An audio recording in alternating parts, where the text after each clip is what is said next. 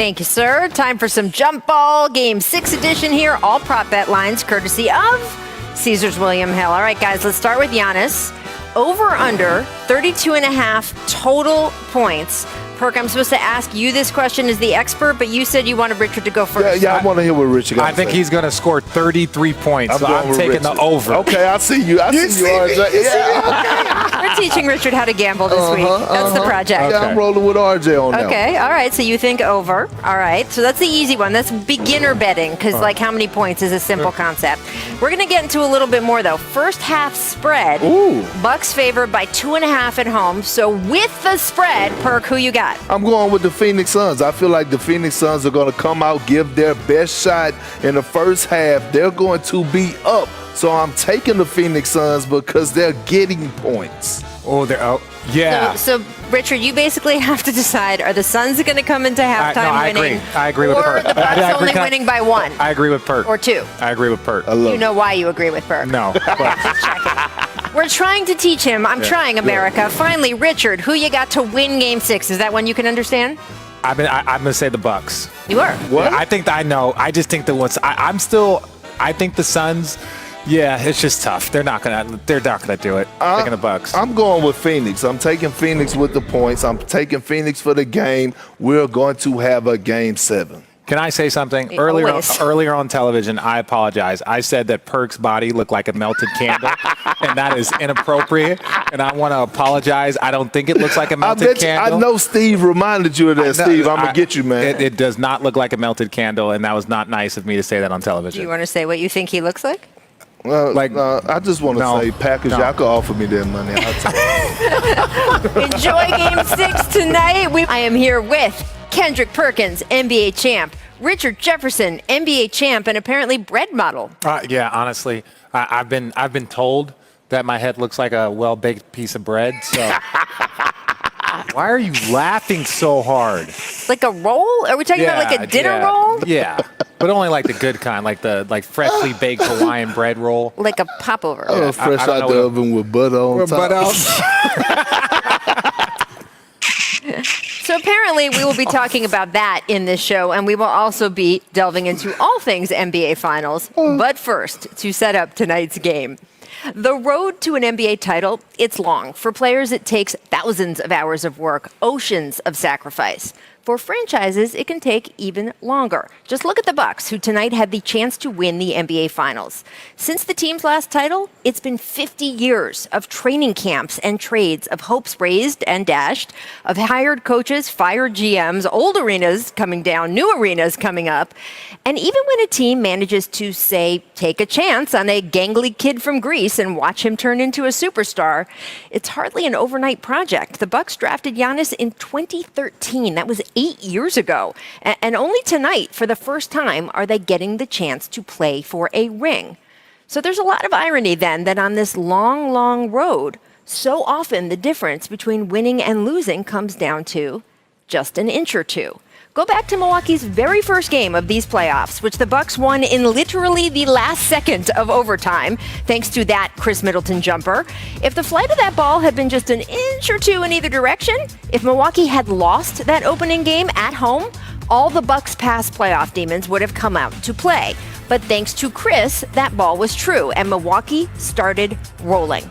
Or what about in the second round against Brooklyn, when the Nets managed to max out that series despite all their injuries, when Kevin Durant was so automatic he often appeared to be shooting on a Nerf hoop?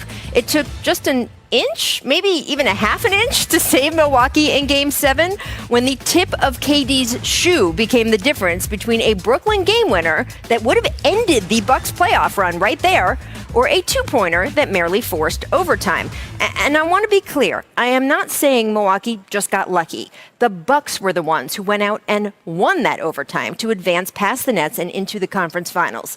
But even if you have legit earned your spot, you need those little inches here or there to go right for you, or wrong for your opponent, which is what happened in the to the Hawks in that next round the Bucks played.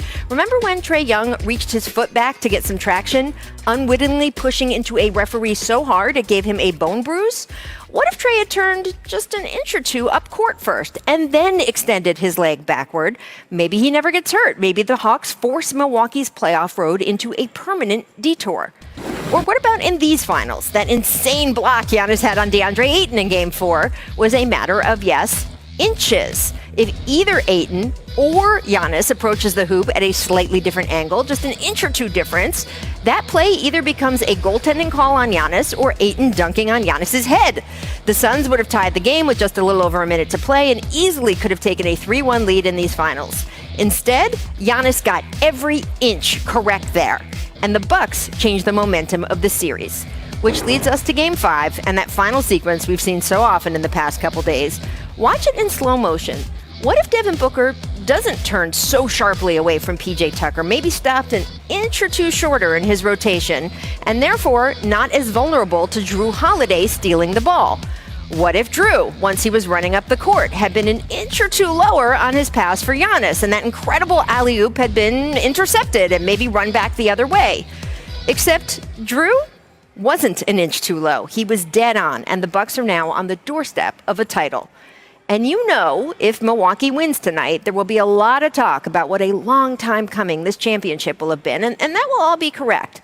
Still, if it does happen, don't forget how narrow the margins had to be, how over and over a journey that spanned decades was affected by just an inch or two, and how a team mastering those tiny details is what makes a giant accomplishment, if they can do it, even more impressive.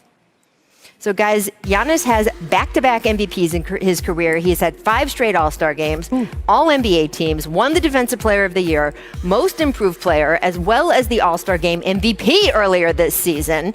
So when we talk about someone who has collected all those little inches, Richard, done all those details well enough to get to the doorstep of a title, if he can pull it off and walk through that door, what would this mean for his legacy and the way people look at him? Well, I think it's so early to talk about his legacy because he is 26 years old. But like when you think about, it's just what you're doing is you're just shrinking the company, right? That's what you're constantly doing. You get yourself into a spot where how many players have ever had a stretch like that, a 5-year stretch, a 4-year stretch?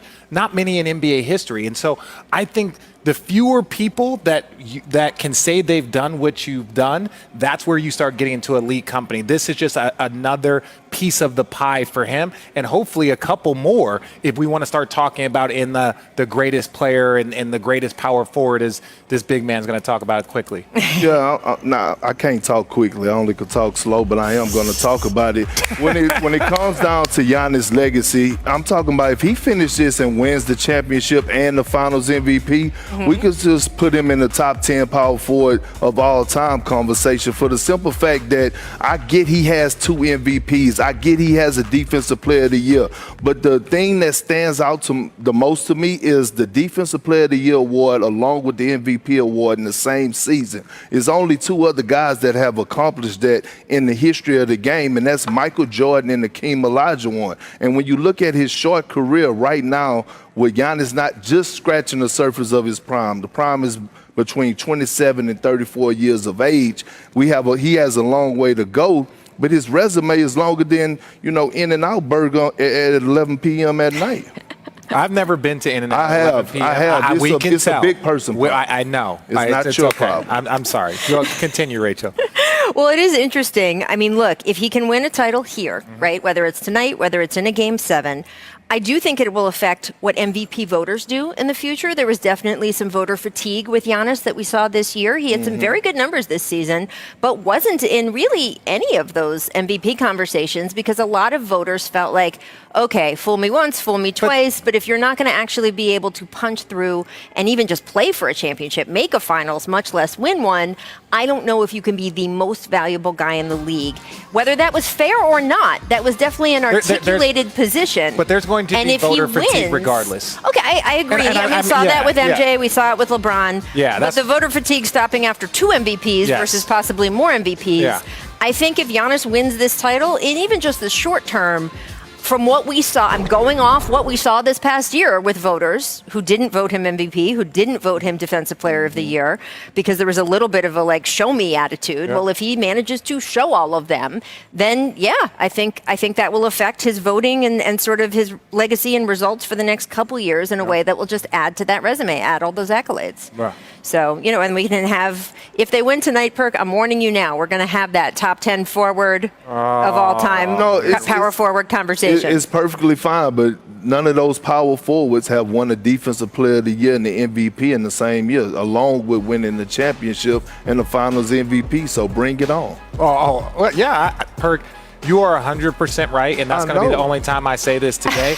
But again, when you're talking about legacy, it's the company. How many people can say they've done what you have done? And to your point, there's only 2 or 3 that can have, you know, you're going to start looking at the Karl Malones, you're going to start looking at the Tim Duncans, you're going to start looking at all of those individuals, and that's an elite company to be a part of. But there is also the company he would be in the Bucks universe, right? So we just saw a video of Kareem, of Oscar Robertson. The same way with certain teams, those big franchises like the Celtics and Lakers, you can have a player who is possibly one of the greatest players of all time, like Kareem Abdul-Jabbar, but is he the best Laker? Does that title go to Magic or Kobe, right? So when you, within the Bucks universe, sure, Giannis is going to add to his legacy if he can win this tonight in terms of the NBA universe. But in the Bucks universe, this puts him solidly with Oscar, with Kareem, in a way that is just, I think that legacy here in Milwaukee will be cemented in a way that he will then be able to have a free meal here in the city anytime he likes for the rest of his life. Let's move on to the Phoenix side of the equation, because they are facing elimination, guys, for the first time in this postseason. The last time a team went on the road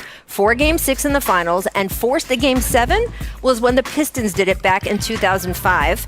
Kirk, I can tell you, as someone who is flying between Detroit and San Antonio over and over and over again during that series, it was quite a thing when they forced the whole series back to San Antonio. Now, the Spurs did end up winning then, but still, how do the Suns approach this game so they can be like those Pistons and not be done tonight? Well, I think it's all about their mindset, obviously, right? And then you want to come in on the road and you want to take the crowd out of it. And I think the good thing with the Suns is that they had that Game 4 experience, right? Where they were up and they saw that they could play in this arena and battle with the Milwaukee Bucks. It would have been a different story if it was 2 back-to-back blowouts in Game 3 and Game 4. But the fact that they gained confidence in this building is all the Suns need. They just have to go out there and play their style of game, meaning no turnovers, play agenda-free basketball on both ends of the floor, and play with that sense of urgency. Now, with that being said, I feel like all the pressure is on the Milwaukee Bucks tonight. So coming into this arena, when you look at the Milwaukee Bucks, all the pressure was on the Phoenix Suns in Game 5. Milwaukee has all the pressure. You at home, you must close this out, right? So you're coming into this game, and you have to have that mindset, if you're the Bucks, that we're not trying to go to a Game 7.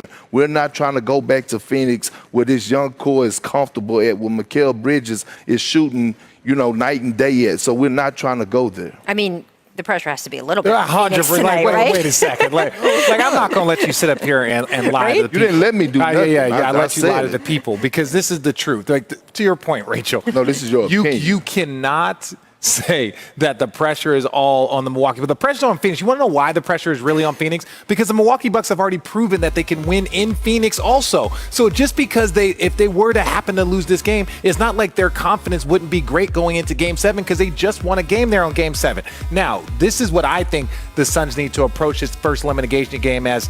You've done this. It's what coaches talk about all year long. We've done all the work to put ourselves in this position. They were the best road team in the entire NBA all year long. You put yourself, you've played in every climate, you've played in front of every type of group, so that when you get here to a must-win on the road, you have that to fall back on. You have that confidence. You're Monty Williams. You can come in and say, you know what? You guys, this young team was the best road team in the league. Now we have a must-win on the road. That's why you put in your work. That's what all that confidence comes from. And I don't know what Perk is talking about, but I'll let him finish. I know he's going to want to say something. I mean, I understand you talking about the Milwaukee Bucks getting Game 5, which was a huge win.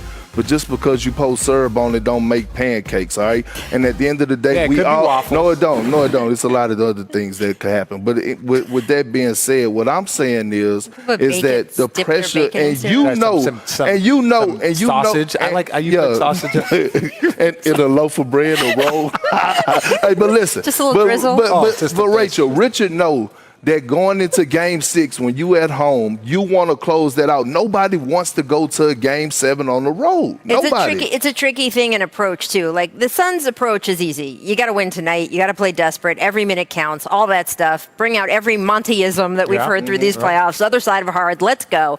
With the Bucks, it's a little bit more delicate because you have to make sure that your team is as motivated as the Suns, as desperate, as scrappy, and you kind of have to put into guys' heads like, hey, this is our best chance to win. We don't want to go back to Phoenix for a Game 7.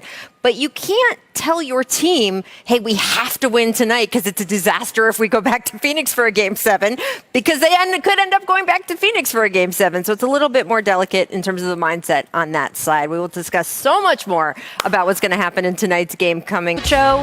Right now, though, we are live from Milwaukee ahead of Game 6 of the NBA Finals tonight. Bucks can clinch a title while the Suns are trying to, of course, force a Game 7. Welcome back to The Jump. I'm Rachel Nichols. I am here with Richard Jefferson. I'm here with Kendrick Perkins. We have discussed many breakfast foods you can put syrup on. We will update you later in the show, but I do want to talk Warriors right now because we've got a little bit of news as they approach the draft. Golden State, of course, has 2 lottery picks, and after Steph Curry's MVP finalist season, there is a lot of talk about the direction this team should go in the next year. We also know that KLAY, after missing last season with a torn Achilles, well, Steve Kerr gave us a little update today. He said KLAY has resumed running people, so he doesn't just boat around the bay in San Francisco. The man runs as well. Here's the quote. Not full contact yet, Steve says of KLAY. He said he's still always a ways away from actually playing basketball in a 5-on-5 setting. But there is a big step with Achilles when you can actually start running again. It's a huge psychological boost. So, Richard, if the Warriors want to be a contender next season, you got to think KLAY factors into that huge. So what are your expectations for him? And remember, he came out at one point and said in this past year and said, don't expect me to be like 100% of myself off the bat, or maybe not even actually start the first week of the season. Yeah, no, he should take his time because, you know, the Warriors window is still there, right? And so my expectations for KLAY are just to kind of get going. Like that stroke ain't going nowhere. That wrist, that hand, that jump shot, now to get his legs, to get in the endurance, to becoming the type of player that can put up a Game 6 KLAY, you know, as we know. But I will say this, KLAY is 31. Steph is 33. Like when people start looking at these draft picks, like you have a window to win championships with these two for maybe 3 more years, 4 more years. Have you been on Warriors Twitter this morning? Because that is pretty much their like constant drumbeat. I was not. I actually stay away from Warriors Twitter. Well, that's probably a good idea for you. But yes. I just think that the Warriors, they have this window right now, and it starts the day that KLAY can start playing again. Well, I think KLAY is going to be Thompson, who don't rely on his explosiveness like a guy like Russell Westbrook, a guy that's just a straight-up sniper. He just basically running. He don't rely on athleticism.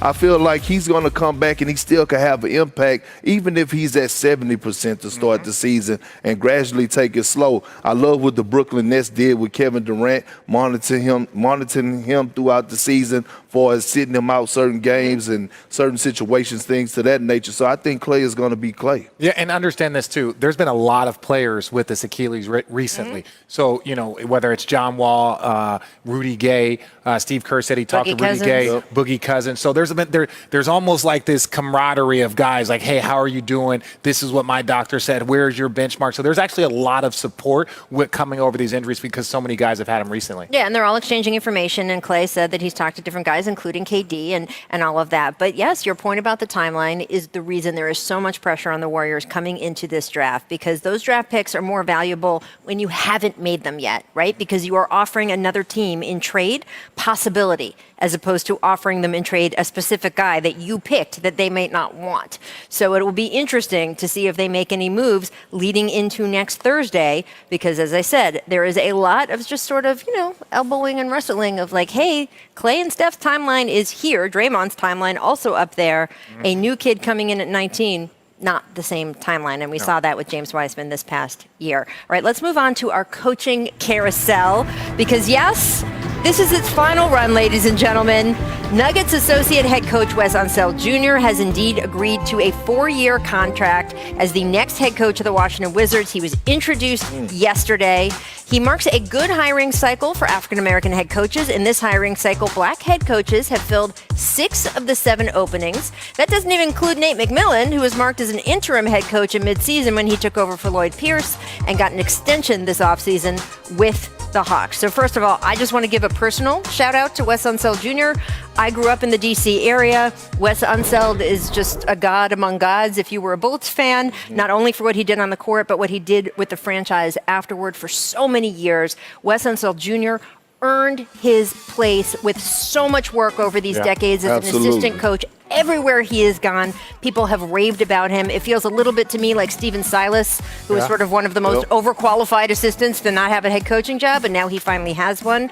But I do want to ask you, Richard, about the larger picture here. 6 of 7, that is really what a lot of coaches and players have been asking for. Well, I think it's just more representative of the league, right? When you look at the overall population of the league, if you will. But no, look, a lot of these coaches have done, been it. I had Jamal Mosley as an assistant coach. I've been with Wes Unseld on two different teams, right? Yes, 2 different teams that both went to the postseason, right? So you're an assistant coach on 2 different teams that went to the postseason, one with the Warriors, one with the Nuggets. And so you look at what the Nuggets have been doing. You look at what the Warriors have been built into. And these are the individuals that are responsible for a lot of that success. So, now they get the opportunity, and I'm already looking forward to the next batch of head coaches because how this cycle continues. Hopefully the next opportunity we'll get a female, and there's some other coaches that get those opportunities. Well, I think the way that the style has changed for us, the NBA, is all about how you're going to get your players to respond. Sure. And you got to put somebody at the head of the snake that could relate to them, that's going to speak their language, that's going to go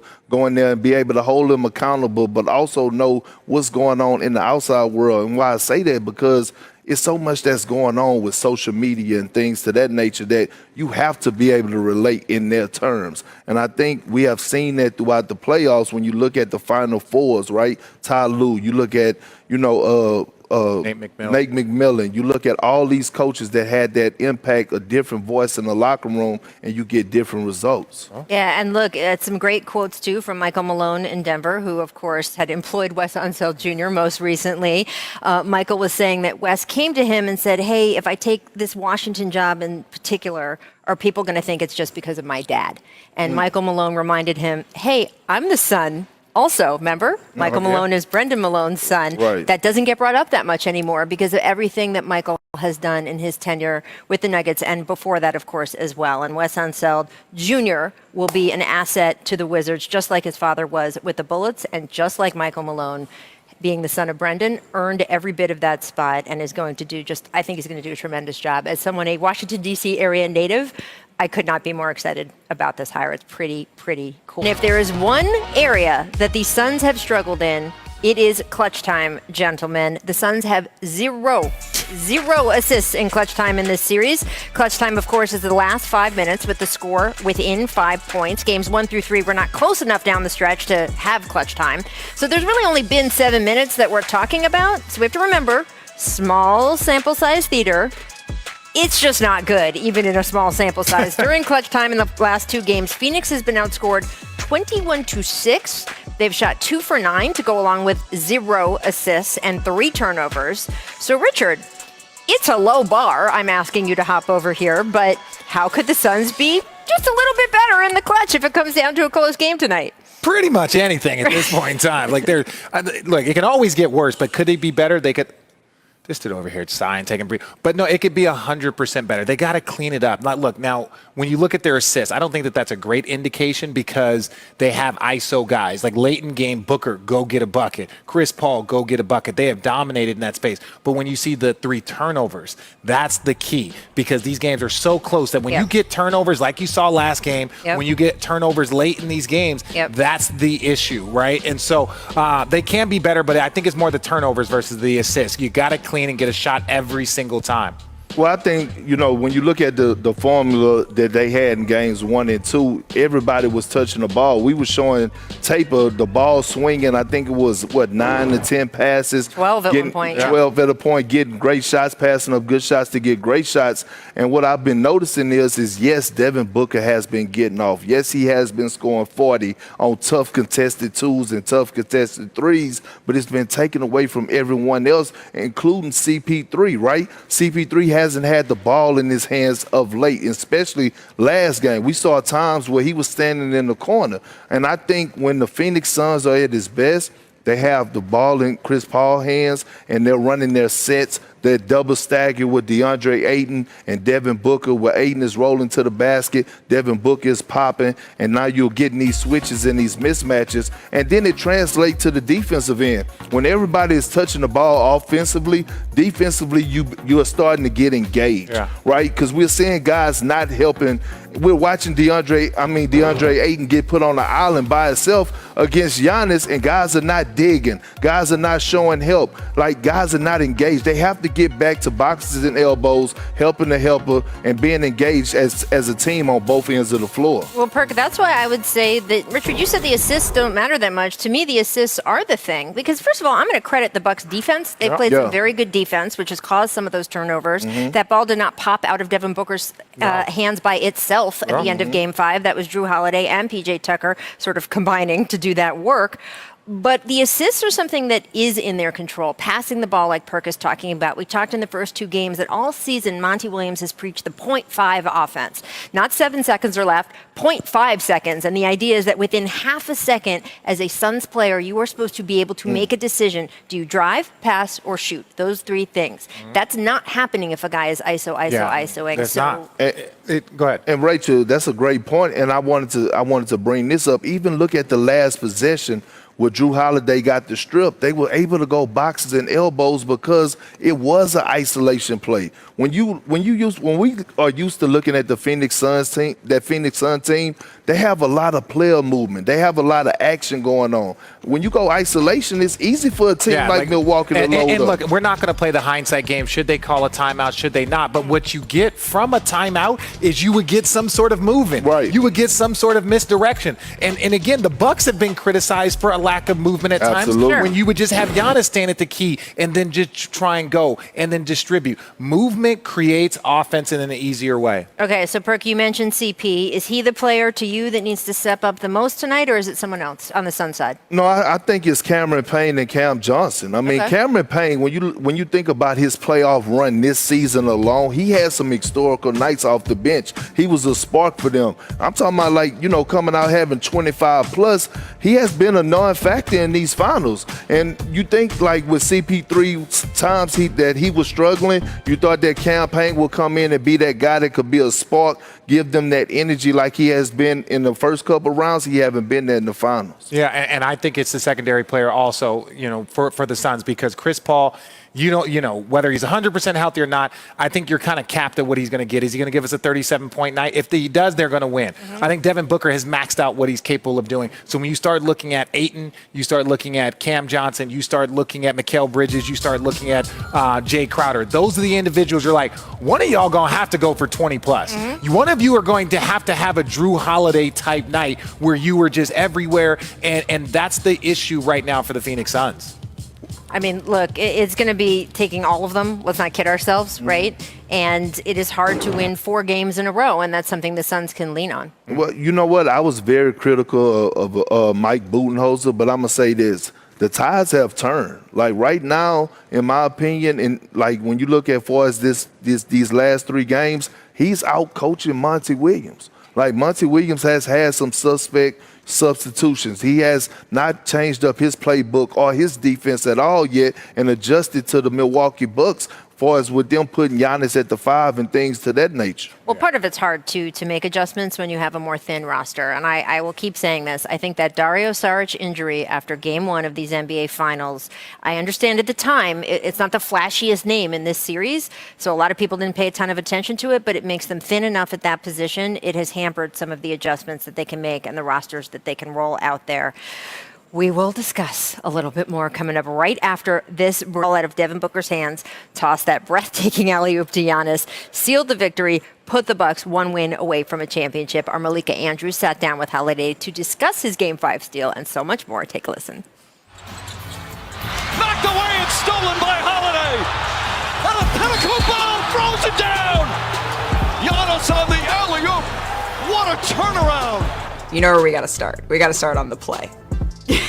Game 5, that steal, and then your assist to Giannis for that oop. Where does that rank in terms of the best plays of your career? I mean, at this point, I guess it's number 1. It was a really big moment. It was a really crucial time, and I mean, it was a pretty good play. Honestly, I feel like I didn't really make the play. Tuck played awesome defense. Book turned it to me, so I grabbed the ball, and then Giannis made the play. I just threw it up. It felt really good to quiet that crowd, and after Giannis dunked it, scream, and virtually it was over. So when you're watching back the film then of the oop and the dunk, did you see Giannis' stare down after? Oh yeah, that was intense. That's what I love to see. That's what you're gonna do in the morning, you know, when you get out of bed, just. No, I'll probably scream. I think I screamed. He stared down, I screamed. Booker comes for the ball, fires a three. Bang! Devin Booker from downtown. What is it like to guard a guy like Devin Booker? It's a challenge. He can score from everywhere. He can score in a variety of ways, and slowing him down is a challenge, but it's also fun to witness, like the offensive performances that he's putting on in the finals and how he's just kind of putting his team on his shoulders. In what ways does that challenge you to be better? I don't want him to win. You know, I don't want him to win. I don't want him to score. Last game, they ran a play, and Devin Booker came off like a down screen for a 3, and I was right there, and like on the contest, it was like this, and I touched his hand, and he made it, and I'm like, there's nothing better I could have done defensively. Things like that, I'm like damn, but at the same time, I'm like, that's a hell of a shot. So it's been fun. The Milwaukee Bucks are one win away from their first title in 50 years. You said it's no excuses. How do you embody that mindset heading into this game? Honestly, leaving it all out there. Playing as smart as you can, playing as hard as you can, playing for your teammates, the person right next to you. That's the reason why we're here. Nobody did it by themselves. I think to be able to embody what you said is play for your teammates, play for the person next to you.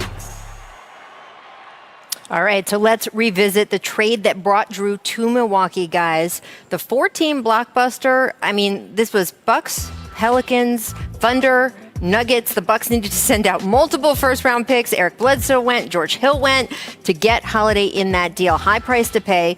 But look, hard to argue. Milwaukee is now only one win away from being NBA champs. And Perk, they followed this up with a huge contract that they gave him. Why was that so key to them getting to this point? Well, I mean, he was the guy that was going to get them over the hump, and he's done that, right? We all wondered who was going to be that guy alongside Chris Middleton and Giannis to be like that big 3, and JRUE Holiday has brought that to the Milwaukee Bucks. The most important thing about JRUE Holiday is his defensive intensity around the perimeter. To all the young basketball players out there, if you want to watch film on how to guard the perimeter, watch JRUE Holiday. He's not afraid of embarrassment. He don't care about getting his ankles broke. He get into you. One thing I saw in this series as well, a chase down block that he could have got dunked on. That's the thing I love about JRUE Holiday, that he's willing to lay it all on the line and not afraid of any type of exposure for his negativity or embarrassment. He just wants to win. Yeah, and wanting to win means that you can't be afraid of that moment. And when you have him at the front, when you have him at the top, and even guys like adding PJ Tucker on the wing, then you got Giannis down low, you got Brook Lopez last, you are putting yourself in a position to have an elite defensive team. And so JRUE Holiday, what I liked about it is it's both ends of the floor. You saw what the Lakers went and got when you got Anthony Davis.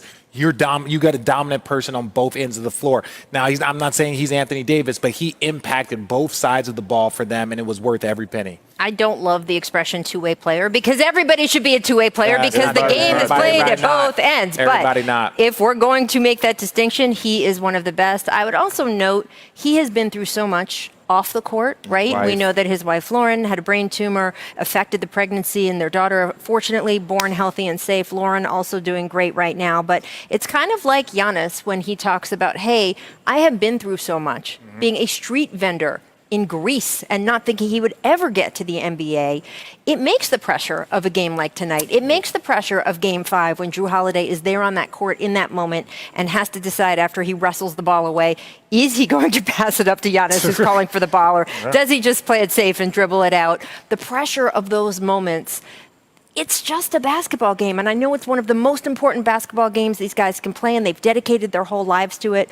But if you are Giannis, if you are Jrue, if you are Chris Paul has gone through things off the court. If you are these guys who have had a larger and wider perspective, and I see it so much in Jrue, I do think it changes the way that you play basketball. We've got guys on both sides who have had those experiences, and I think we'll see some of that come into play tonight. All right, guys, coming up next, we'll finish out our show today by playing jump ball. You know how we do on game days. These guys are going to work the betting lines, the over-under, make a game let Richard pick. go first. We're going to explain to Richard how betting works again. It's going to be very exciting. Stay tuned. Why not explain it to me? Why not? Why are you so upset about it?